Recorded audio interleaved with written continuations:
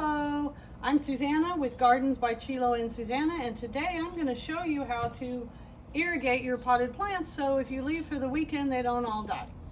What you need is a pair of clippers or scissors, either one will do, little bit of drip line, drip emitters.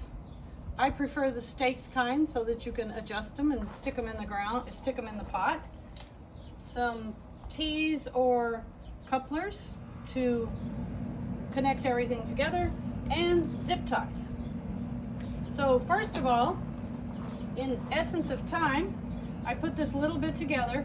I tied into the main drip line. I just had to dig down, put a T, and tie it into the main drip line in my landscape area. So then I took a piece of spaghetti tubing, put a T on it, and that little T will go into this pot, like so. Then the next one will go up into this pot, like so. But as you can see, the top plant doesn't have any water at all, so it's not doing quite well. So we're gonna show you how this gets done. Right here, we would leave a little space, about a foot, to get us, I want to get from this back pipe on the baker's rack to there, so I would cut and put a T right there. So this little T goes here. Hopefully you can see this. It's just a hand little barbed end T. This other one goes in there like that. And then remember, the other pot doesn't have any water to it as of now, but we're going to add water to it. So this would go right in there. So it will look like this. So this one's going to go to this pot, and this one's going to go straight up to that pot. So it'll go in the back. We always want to put everything hidden in the back so we don't see these ugly black drip lines going everywhere. Then tie it up here. Take this little section right here, cut it off. I always leave a little extra so that if I make a mistake, I can cut it. I can always cut it off more, but I can't ever, I mean, you can add to it as well, but it's just easier to cut it off than to add to it. So then that one goes in there. So now we have all of our pots getting watered. But the part I don't like is that I can see all of the drip lines.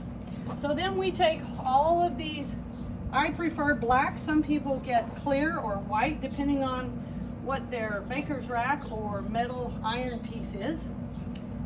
And I put the zip ties along the edge. Start at the bottom first and put them around the back.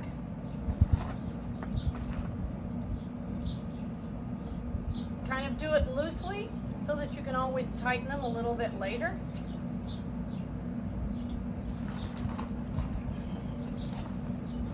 Another one goes right here in the middle.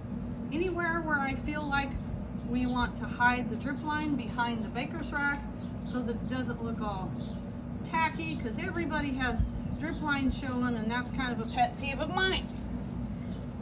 And I'll tighten them up in a little bit. Then another one goes up here.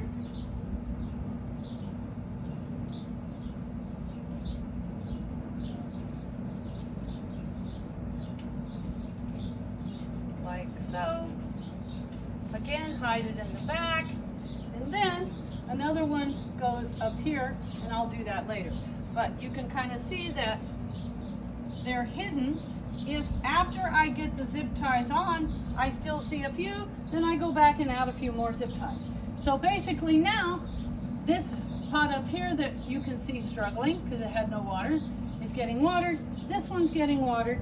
This one's getting watered. And then that allows you also, if you go over the pots, you can spin them so that they can grow out to the sun if you have them on a wall like I do. So that's it for watering all of your pots.